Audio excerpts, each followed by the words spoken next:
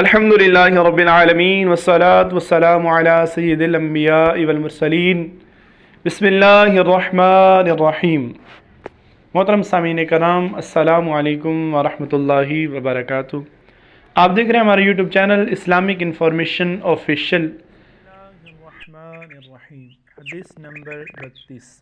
حضرت ابو ہریرہ رضی اللہ تعالی عنہ سے روایت ہے کہ حضور نبی صلی اللہ تعالی علیہ وسلم نے ارشاد فرمایا کہ ایمان کی شاخیں 60 سے کچھ زیادہ ہیں۔ جس طرح ایک درخت کی شاخیں ہوتی ہیں اور ان سے مل کے وہ درخت کمپلیٹ ہوتا ہے، مکمل ہوتا ہے، اسی طرح ایمان کی بھی مختلف شاخیں ہیں، حصے ہیں جو کہ 60 سے زائد ہیں۔ اور حیا ایمان کی ایک بہت بڑی شاخ ہے، یعنی حیا ایمان کا بہت بڑا حصہ ہے۔ جس کے اندر حیا ہوگی اس کا ایمان کامل ہوگا۔